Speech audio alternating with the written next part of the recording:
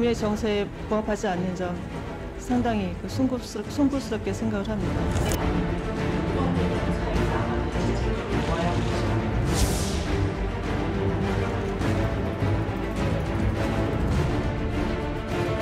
속성이 달라진 걸 확인할 수 있습니다. 예.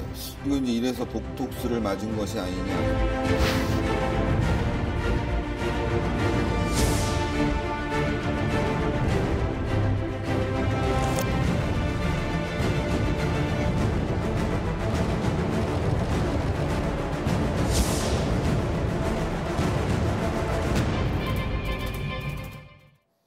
개각에 따른 인사청문회 여파로 꽁꽁 얼어붙은 4월 국회가 풀릴 기미가 보이지 않습니다. 이미선 헌법재판관 후보자 인사청문회에선 부부가 보유한 35억 원에 달하는 주식을 놓고 거센 비판이 일면서 청와대 인사검증 시스템이 다시 한번 도마에 올랐습니다. 4월 재보궐선거 이후 야권에서는 정계 개편의 신호탄 성격으로 보이는 여러 움직임이 감지되고 있습니다. 자, 목요일 정치와호장용 더불어민주당 박범계 의원, 자유한국당 김영우 의원과 함께합니다. 두 분 안녕하십니까? 네, 반갑습니다. 네. 안녕하세요. 자, 먼저 얘기해야겠습니다. 어제 있었던 이미선 헌법재판관 후보자의 인사청문회. 법사위에서는 일단 청문 보고서 채택 보류가 됐습니다. 이 후보자 부부가 보유한 35억 원의 주식, 이게 이제 주요 논란이 됐고요. 여당 안에서도 왜 이렇게 주식이 많냐 이런 한숨이 나오기도 했는데. 그래도 일단 청문 보고서 채택은 해야 된다. 이게 지금 여당의 입장입니다. 그렇죠? 네. 참 오늘 말하기가 힘든 그런 부분이네요. 이미선 후보자는 저하고 서울중앙지법에서 제가 우배석 판사할 때 이제 저 회사 인연이 있으시군요. 판사를 하신 분인데 아주 어지신 분이죠. 상당히 부드럽고. 근데 본인 말씀은 이제 그런 겁니다. 배우자가 두 분 다 이제 그 당시에 부장판사셨는데 남편 되시는 분이 이제 사실상 외조를 위해서 변호사 개업을 했고 그 뒤에 아마 주식 거래에 대해서 굉장히 관심을 가졌던 것 같습니다. 그래서 전적으로는 그 남편이 했던 일이고 매년 한 번씩 하는 공직자 재산 신고 때 포괄적으로 그런 것이 있는 거라는 정도 알고 있었다. 뭐 종목을 어떤 걸로 할 거냐, 수량을 어떻게 할 거냐라는 것은 남편이 알고 있었다 이런 얘기고, 그러나 국민의 눈높이에 볼 때 적절하지 않은 측면이 있기 때문에 그 점은 사과를 분명히 드린 것 같습니다.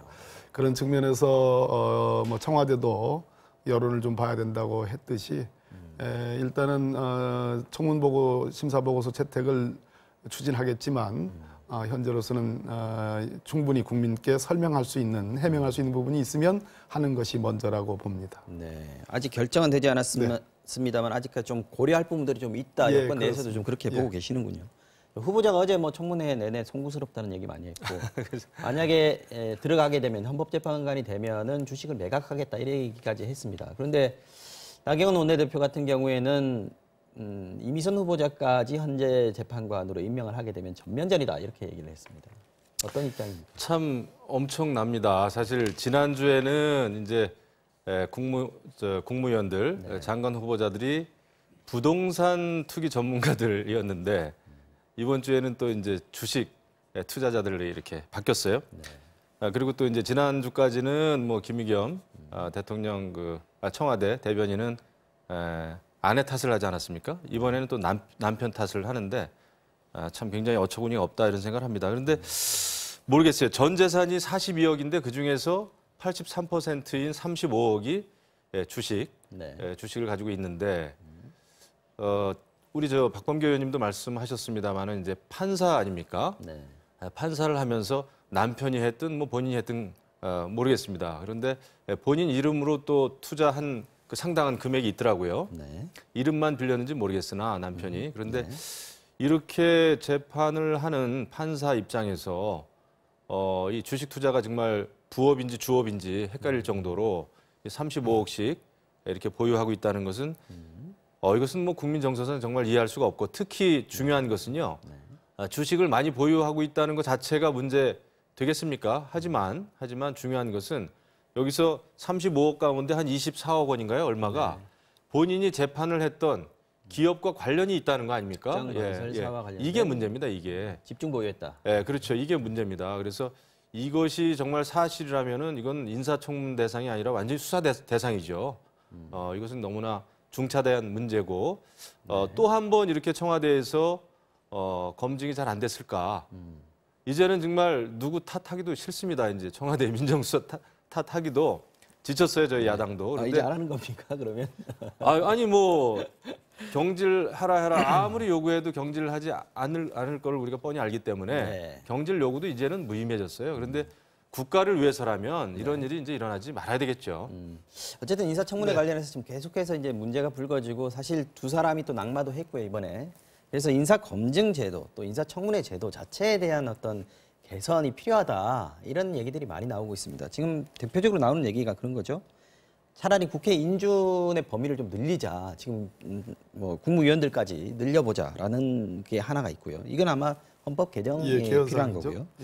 인사검증 시스템을 좀 강화하고 그 인사청문회 위원들에게 좀 청와대가 검증한 자료들도 좀 주고 이런 것들이 좀 필요하고 기간도 좀 늘리자 하는 얘기들도 있고 또 세 번째는 윤리 검증하고 정책 검증하고 좀 이원화해보자. 윤리 검증은 비공개로 하고 정책 검증은 좀 공개해서 좀 그런 부분 좀 강화해보자 이런 건데요. 어떤 쪽으로 가는 게 바람직하다 이렇게 보십니까? 일단 짤막하게 우리 김영호 의원님 지적한 부분에 대해서 말씀을 드리면 일단 후보자나 후보자의 배우자는 이 주식을 보유하게 된 것과 관련해서 그것이 재판에 영향을 미친 바 전혀 없다. 제가 듣기로는 뭐 합당한 설득력 있는 설명을 하고 있습니다. 그러나 뭐 야당의 공세가 만만치 않은 건 있고요.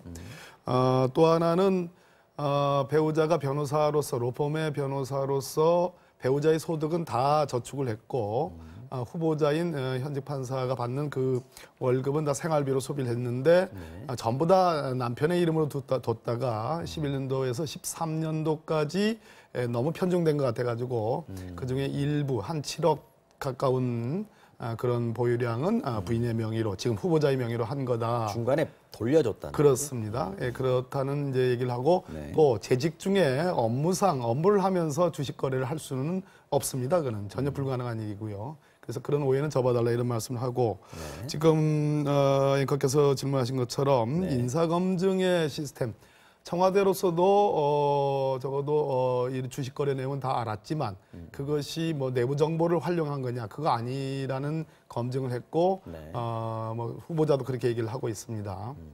제가 뭐 아까 말씀하신 것처럼 지금 헌법상의 국회의 동의를 요하는 뭐 국무총리라든지 대법원장이라든지 헌법재판소장을 제하고 국무위원까지 동의를 필요로 하느냐. 그것은 우리 헌법에 그렇게 돼 있지 않습니다. 그래서 개헌 사항이기 때문에 그거는 현재로서는 뭐 앞으로 지향은 그렇게 할는지 모르겠습니다만 현재로서는 어렵고 검증 시스템과 관련해서는 역시 신상, 자질과 관련된 그런 어떤 비공개 문제, 그 문제는 좀 상당한 기간 동안 비공개로 전문적인 기관을 통해서 검증을 하고 그 검증 결과 보고서를 청문위원들에게 줌으로써 납득할 수 있는 건 납득하고 하는 것이 좋겠다는 생각이 들고요. 저는 전후 좌우로 놓고 볼 때 어떤 분은 복불복 아닙니까? 어떤 분은 그 야당과 혹은 언론이 집중적으로 보도하고 관심을 두면 정말 과거 같으면 통과될 만한 사안이 낙마되고 또 어떤 분은 그러한 집중적인 조명을 받지 않았기 때문에 프레임에 씌워지지 않았기 때문에 또 좀 심한 비위가 있어도 그냥 통과되는 경우가 있었습니다. 그래서 이런 어떤 기준의 비례성, 또 평균 이런 것도 한번 손을 봐야 되지 않느냐 그런 생각이 듭니다. 사실 이게 여야의 문제는 아닐 거예요. 왜냐하면 자유한국당도 여당 시절이 있었고 또 앞으로도 또 집권을 할 가능성이 있지 않습니까? 근데 김 의원님도 이 부분에 대해서 제도 개선이 필요하다는 부분에서는 동의를 하실 것 같아요. 그런데 어느 방향으로 가야 되느냐? 저도 지난 그 19대 때 이와 관련해서 인사청문과 관련해서 법률안을 발의를 한 적이 있어요. 이것은 여당과 야당의 문제도 아닙니다. 맞습니다. 입장 바뀌면 거의 비슷하게 나가는데 그럼에도 불구하고 이제 이번에는 우리가 좀 문제를 삼는 건 좀 정도가 심하다 이런 겁니다. 그리고 뭐 이미선 후보도 또 주식을 처분하겠다고 하는데 잘못된 게 없으면 처분할 이유도 없는 거죠. 솔직히 본인 말대로라면. 그러니까 그것도 조금은 이율배반적이고 그리고 이제 제가 그 법안을 발의했던 것은 개인의 어떤 여러 가지 질병 문제나 정말 그 일반적으로 공개돼서는 안 될 부분들, 사생활 부분, 사생활 또 가족의 문제라든지 이런 거예요. 그런데 이제 주식 문제나 이런 것은 특히 업무와 연관성이 지금 있지 않습니까? 그렇죠? 이런 경우에는 이제 공개를 해야 되는데 뭐 이런 점 저런 점 다 감안하더라도 가장 중요한 것은 법만 고치면 뭐 합니까? 그 인사청문 보고서 채택 없이도 네. 채택이 안 돼도 임명을 강행한다고 하면 청문회법 자체는 불필요한 것이죠. 그렇기 때문에 이것은 굉장히 우리가 여러 가지를 좀 감안을 해야 돼요. 그래서 우리 박범계 의원님께서 말씀하셨지만은 네. 인사청문 그 보고서가 채택 여부와 관련이 있죠. 네. 임명을 하는 것은. 네. 그래서 그것이 이제 연관되어 가지고 헌법사항이면 헌법을 고쳐야 될 것이고 네. 지금 이대로는 의미가 없어요. 아무리 그냥 부분적으로 법을 고친다고 해도 와닿지 않을 겁니다.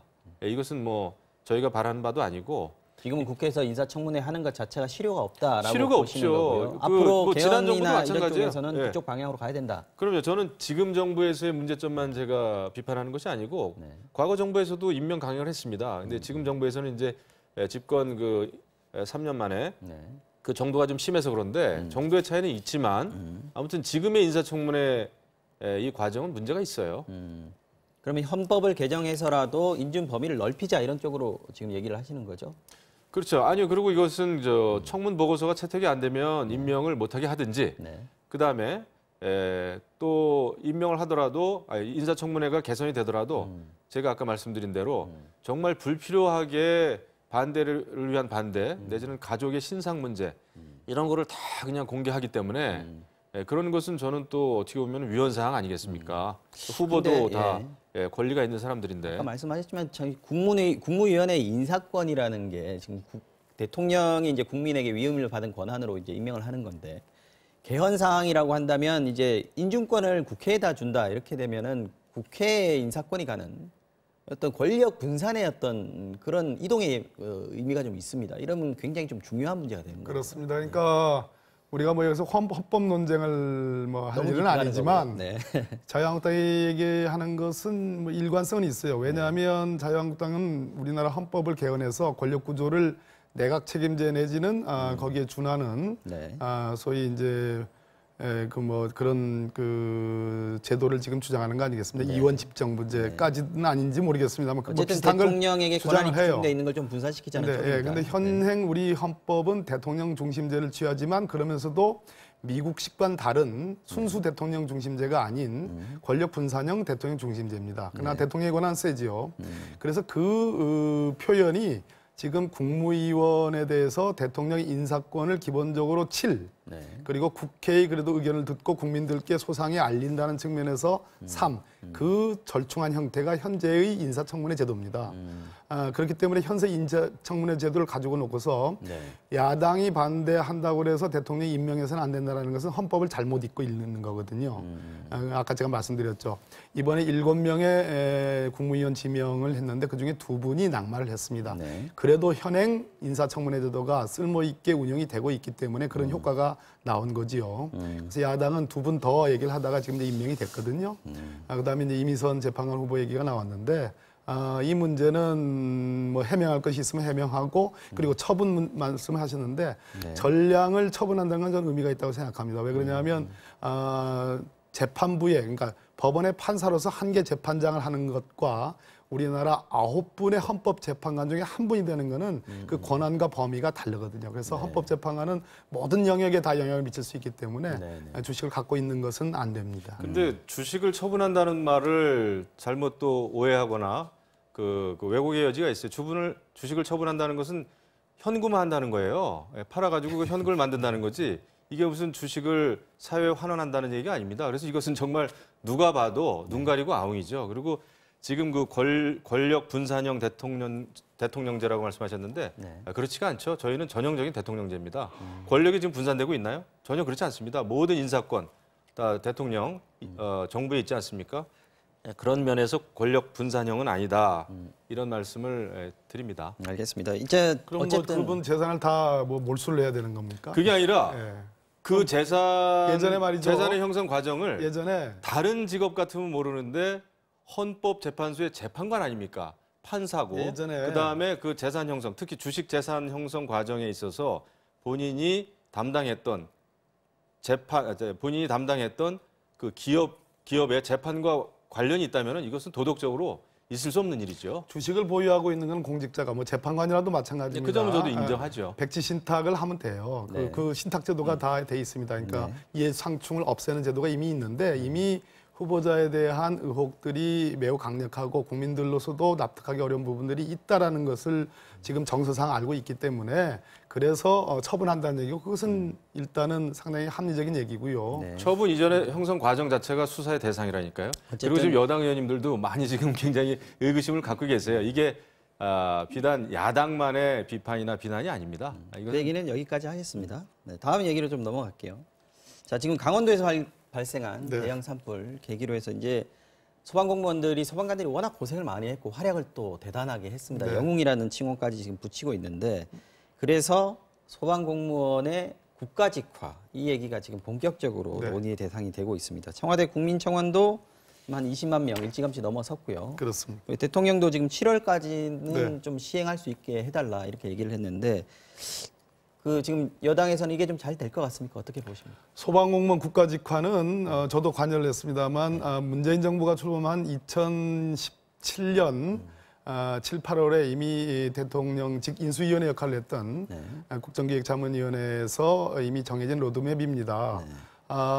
지금 각 지방적으로 발생하는 재난은 지방정부 차원에서 얼마인지 거기에 대한 대응이 가능합니다. 근데 최근에 현대 아주 고도의 산업화 사회, 이제 정보통신 사회가 되면서 재난이 상상할 수 없는 재난들이 그 규모나 크기 또 뭐 사회적으로 미치는 파장이 상상할 수 없는 국가적 재난이 돼버렸습니다. 그래서 지방직으로 나눠져 있는 소방청의 어떤 그러한 직제와 예산, 시설, 장비로서는 대응하기 어려운 상황이 됐고 또 재난이 복합적인 재난이 돼버렸기 때문에 이번에 뭐 고성 산불에 대해서 대통령을 정점으로 또 국무총리께서도 정말 열심히 해가지고 일사불란하게 정말 그 많은 인력과 장비들이 동원돼 가지고 효율적으로 과거에 32시간 걸렸던 그 지역에서 일어났던 산불입니다. 2005년도에 네. 이번 산불은 불과 13시간 만에 정말 신속하게 지금 진화를 했습니다. 그런 측면에서 소방직 국가직화는 국민 80%가 찬성하는 거기 때문에 네. 저는 자유한국당 의원님들도 뭐 저희 의견이 분분하신 것 같아요. 반대하는 의원님 또 찬성하는 의원님도 일부 있는 것 같은데 제 얘기는 김 의원님께 여쭤보겠습니다. 이번에는 해야 되겠습니다. 반드시 해야 되겠습니다. 이제 서울을 개선해야 된다는 부분에 있어서는 뭐 한국당에서도 이의가 없으신 것 같고요. 다만 이게 국가직화되는 문제는 조금 다른 측면에서도 고려를 해야 된다 이런 입장인 것 같던데요. 그렇죠. 이게 또 제가 그 국회 행정안전위원회 행안위입니다. 네, 그래서 그러니까요. 우리 네. 소관 그 상임인데요. 네. 소방직을 국가직화하는 문제는 대단히 중요한 문제입니다. 이것은 그 국민의 재산과 생명을 지키는 문제이기도 하고 네. 또 화재 진압 같은 건 굉장히 중요한 문제죠. 네. 그런데 이제 저희가 고려해 볼 점이 좀 있습니다. 소방직을 국가직화하는 거에 대해서 우리 당이 반대를 하는 게 아니에요. 더 중요한 것은 그겁니다. 이것이 국가직화하는 데 필요한 재정 지원, 예산 문제죠. 네네. 이런 게 그 부처 간에 협의가 돼야 됩니다. 그리고 또 하나는 인원을 어떤 식으로 충원해야 될지 이것도 고려해 봐야 되고요. 그다음에 지금은 또 국가직화하게 되면은 현재 광역 단체와 협의가 필요합니다. 합의가 필요해요. 자치단체들하고의 협의가 필요하다. 그렇죠. 왜냐하면 지금은 이제 광역 단체가 관할하고 있지 않습니까? 119 그 소방 그렇죠. 네. 이제 공무원들을. 그런데 이것이 국가직화할 때 과연 그 광역 단체에서는 어떤 그 또 생각을 가지고 있는지 이것도 굉장히 중요합니다. 네. 그리고 신분의 전환만 우리가 생각할 것이 아니라 이렇게 했을 때 여러 가지 재정적인 문제, 그 다음에 효율적으로 사실 지금 문재인 정부의 큰 흐름은 자치 분권화 아닙니까? 네. 지방 분권하자는 거 아니겠어요? 경찰도 자치경찰제 하자는 거고. 네. 그런데 소방직은 국가직화 한다는 데 있어서 그 충돌되는 점은 없는지. 네. 가장 중요한 것은 신분의 변화도 신분의 변화입니다만은 소방직 공무원들의 처우 개선이 제대로 돼야 되고, 그 다음에 지금 여러 가지 재재난에 대처하기 위해서 설비라든지 장비를 현대화하고 그런 것이 많이 충원되는 게 실질적으로는 더 급하죠. 급한 거로 따지면은. 그래서 이런 그 지금의 이 사무가 국가 사무로 되는 것이 맞는지 또 같이 봐야 됩니다. 근데 사무 자체에 대해서는 많은 얘기가 없고 소방직 공무원들의 신분 전환만 지금 얘기가 많이 된단 말이죠. 특히 이번에 그 강원도 산불 워낙 큰 이제 재난이다 보니까 이번 기회에 여당이 이제 이런 것을 굉장히 좀 밀어붙이는 측면이 있어요. 그런데 우리는 이런 것은 한번 전환이 되면은 다시 되돌리기는 굉장히 어려운 문제거든요. 그렇기 때문에 법을 만드는 또한 국가 예산이 들어가는 문제이니만큼 국회에서는 굉장히 면밀하게 따져봐야죠. 그리고 부처 간에 그 협의를 잘 해야 됩니다. 그런데 행안위 입장에서도 보면 한 번도 이런 여러 가지 예상되는 문제점에 대해서 자세하게 정부 부처의 어떤 보고를 받은 적이 없어요. 알겠습니다. 고려해봐야 보니까- 될 문제점이 많은데 너무 서두르는 것 같다 이런 얘기를 하신 것 같아요. 제가 보니까 이제 동그라미는 아니고 세모예요. 지금 저 국민 여론이 워낙 소방직 국가직화에 대해서 80%가 찬성 여론이 있으니까 무조건 반대할 수만은 없고 그렇다고 그냥 그 정부 여당이 이번에 큰 공을 세웠는데 그 공에 진짜 뭐 말 그대로 그 뛰는 말에 날개를 달아주는 그런 형국이 될까봐 이 지레 겁을 먹어서 지금 저러시는 것 같은데 자 자치경찰제 얘기를 이중 제가 처음으로 이제 말씀드립니다. 이미 지방직인 소방청의 구조에도 국가 사무가 재난과 관련된 국가 사무가 한 50%에 가깝습니다. 즉 소방직을 국가직 해도 지방 사무에 해당하는 지방에서 벌어지는 소규모의 재난도 다 그 소방청이 하게 되는 겁니다. 그러니까 뭐 지방 사무냐 국가 사무냐의 문제는 소방직의 국가직화의 큰 장애덩어리가 아니다라는 말씀을 드리고 자치경찰제를 얘기합니다. 자치경찰제는 뭐를 전제로 하냐면 검찰이 갖고 있는 정말 어마어마한 권한 중에 수사 지휘권을 내려놓고 수사권의 상당 부분을 경찰에게 주면서 그럼 경찰이 엄청나게 커지지 않겠습니까? 그 커진 것을 그중에 국가 사무에 해당하는 경찰 사무를 뺀 나머지 지방 친화적인 사무에 한해서 수사도 그 부분에 한해서 지방에 나눠주겠다는 의미입니다. 너무 커졌으니까 쪼개겠다는 얘기고요. 그런 측면에서 자치경찰제를 하는 문재인 정부가 소방직을 국가직화하는 것은 지방 분권에 맞지 않다라고 얘기하는 것은 아까 제가 말씀드렸듯이 이미 국가적 재난에 초동적으로 아주 신속하고 종합적으로 대처해야 되는 그러한 측면에서 지금은 피할 수 없는 문제가 됐다는 것을 강조드립니다. 근데 지금 이제 자치경찰제도 뭐 이렇게 얼핏 말씀하셨습니다만은 중요한 것은 기소권입니다. 근데 기소권은 뭐 검찰이 다 가지고 있는 상황에서 그 검경 수사권 조정 저는 뭐 의미 없다고 보고요. 또 하나는 이번에 강원도 산불 그 사태에 있어서 이 산불 진화에 있어서 많은 분들이 애를 쓰신 건 맞습니다. 근데 저는 그렇다고 해서 정부와 여당이 아주 잘했냐? 저는 그렇게 보지 않아요. 많은 그 소방직 공무원들 열심히 해줬죠. 그런데 이것이 어떤 뭐 여당이 공을 세웠다. 저는 이것은 굉장히 좀 이상한 평가, 이상한 분석이라고 보고 우리가 이런 재난에 있어서는 민심이 하나가 되는 게 가장 중요하죠. 굉장히 중요합니다. 이번에도 보면은 민관군이 하나가 돼서 열심히 했어요. 하지만 여러 가지 허점도 보입니다. 한전은 뭐 정부 여당하고 관계가 없는 기관인가요? 그렇지 않습니다. 전신주에 있는 개폐기 그 리드선이 탈선했다.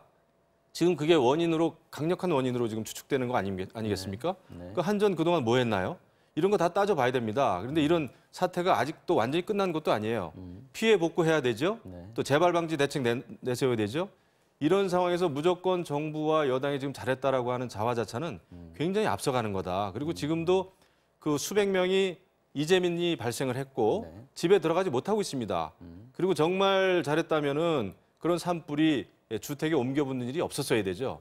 지금 엄청나게 많은 그런 고통을 받고 있는 피해 당사자들이 있는데 지금 잘했다? 저는 그렇지 않습니다. 그리고 제가 행안위에서도 많이 좀 따져 물었는데 대통령께서도 상당히 실망스러워요. 왜냐하면은 이런 일이 있을 때는 최고의 지도자는 국민들에게 안심을 시켜줄 수 있는 신뢰할 수 있는 모습을 보여줬어야 됩니다. 그런데 산불이 발화되고 나서 5시간까지 거의 국민 앞에 보여지지 않았었어요. 페북 한번 글 올리셨고 5시간이 넘어가지고 그때서야 이제 국가위기관리센터에 나타나셨는데 그럴 때일수록 이런 때일수록 대통령께서 더욱더 발빠르게 움직이셨어야 된다. 그다음에 이제 또 지금 자유한국당 내에서는 지금 5시간 밝혀라 지금 뭐 세월호 7시간으로 왜냐하면 그것을 그냥 밝혀라 여기에 대해서도 제가 말씀드릴게요. 그냥 많이 하셨으니까. 말씀 중에 있잖아요. 네, 잠깐만요. 그냥 밝히라는 게 아닙니다. 대통령께서 후보 한꺼번에 하시죠. 네. 공약을 내거셨어요. 그러면서 대통령 권력 권한을 국민들께 잘 이 권력이 어떻게 쓰이는지를 보여주겠다 이렇게 말씀을 하셨고 선관위에 제출한 대통령 공약을 보면은 정치면에 그게 딱 있습니다. 대통령의 24시간을 공개하겠다고 그러는데 저는 그거 믿지 않았어요. 어떻게 대통령의 그 일정 24시간을 다 공개합니까? 다만 국민들이 납득할 수 있는 그런 정도의 그 행보를 보이시는 것이 좋지. 이것이 저는 과거 그 박근혜 정부가 굉장히 잘못한 점이거든요. 우리 그 세월호 때 박근혜 대통령의 그 7시간에 대해서 굉장히 우리가 아쉬움이 있지 않습니까? 한탄스럽지 않습니까? 그러면은 과거에 잘못된 것은 반복하지 말아야 되죠. 그것이 국민이 원하는 바입니다. 지금 이제 말씀하십시오. 거꾸로부터 얘기를 하죠. 네. 말 끊지 마십시오. 네. 5시간 얘기를 김영우 의원님이 행안위에서 합디다. 네. 그러나 말씀은 부드럽고 그냥 5시간을 밝히라는 정도만 얘기를 했을 뿐이지 저는 일각에서 얘기하는 뭐 신의 소리인가요? 또 전 국회의원했던 뭐 진성호라는 분, 진성방송. 또 지금 현재 최고위원이신 김술래 의원이 페북에 올린 글의 맥락과 다를 바 없다고 생각합니다. 왜 그러냐면 네. 저것은 정말 허위에 가득 찬 대통령에 대한 악의찬 전 비방이라고 생각합니다. 왜 그런 거 아니? 우리가 세월호 참사 때 박근혜 대통령의 7시간을 밝히라고 했습니다. 네. 그 중요한 절체절명의 시간에 대통령은 없었습니다. 나타난 시각이 2시 반입니다. 그때 최순실이 들어갔죠. 그리고 공식적으로 회의에 임한 것이 5시 15분에 중대본입니다. 그때 나타나서 한 얘기가 멍한 소리를 했습니다. 뭐라고 그러냐면 다들 그렇게 구명조끼를 입고 있는데 이렇게 발견하기가 어렵냐라는 참으로 완전히 물에 다 잠겨가지고 거의 다 즉사했을 그런 상황에서 그런 얘기를 했습니다. 그것과 같은 프레임을 지금 문재인 대통령에게 엮는 겁니다. 그런 측면에서 저것은 굉장히 악의찬 비방이라고 저는 생각이 들고요. 그러나 구체적인 팩트들을 우리 김 의원님께서 얘기를 하지 않으셨기 때문에 김 의원님을 뺀 나머지 사람들에 대해서는 저는 엄중한 법적 처벌을 해야 된다고 생각하고요. 민주당에서 검찰 고발을 하고 예, 고발했습니다. 또 하나는 이번에 뭘 했느냐라고 말씀을 하셨는데 첫째, 9시가 좀 저녁 9시가 넘는 상태에서 이낙연 총리께서 전국에 강력한 총동원 체제를 지시했고 대통령께서 NSC 그 위기관리센터를 2번이나 밤 12시 20분을 포함해서 2번이나 가셔가지고 소위 전 행정기관의 어떤 그 종합적 공조 체제를 강조를 했기 때문에 소방청을 중심으로 한 일사불란한 대응이 가능했던 겁니다. 110대가 넘는 헬기 그리고 소방청 공무원만 3,200명, 산림청 공무원 2,400명, 300명 그리고 군 할 것 없이 초당적인 그런 초기관적인 대응이 가능했기 때문에 이 산불이 32시간에서 13시간으로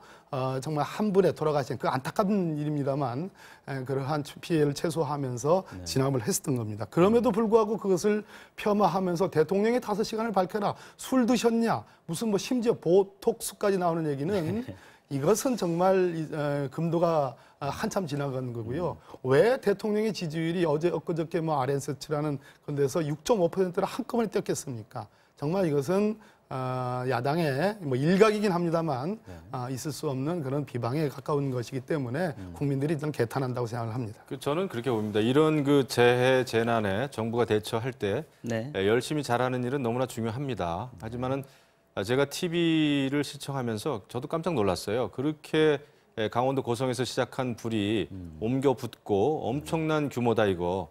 그리고 그 뉴스 자막에 나오더군요. 네. 그 학생들이 수학여행 간 학생들이 버스에 불이 붙어가지고 다른 차에 옮겨 타고 이렇게 급박한 상황. 그래서 지난 정권 때 있었던 그 악몽이 떠올랐던 겁니다. 네.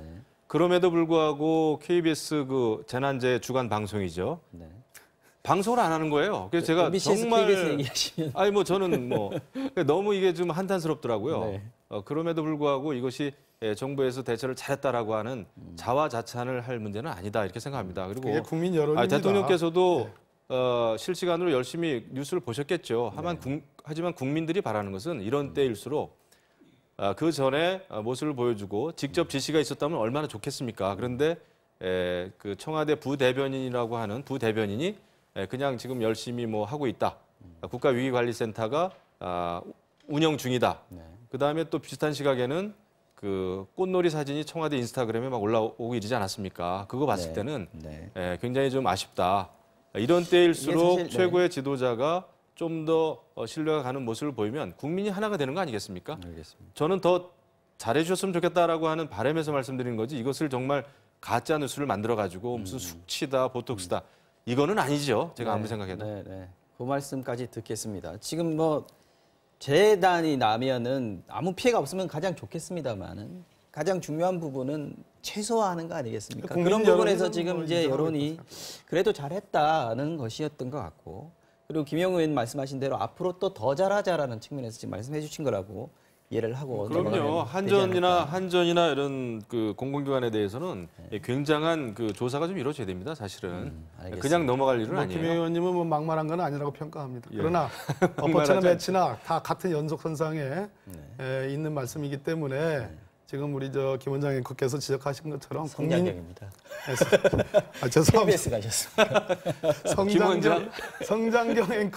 성장경 앵커께서 말씀하신 것처럼 국민들이 적어도 이렇게 국가적 재난에 대응을 하면 된다라는 평가를 내린 걸로 알고 있습니다. 그렇습니다. 예. 알겠습니다. 오늘 정치와 어정령은 여기까지 해야 되겠습니다. 박광렬 의원님 그리고 김영우 의원님이었습니다. 두 분 고맙습니다. 예, 감사합니다.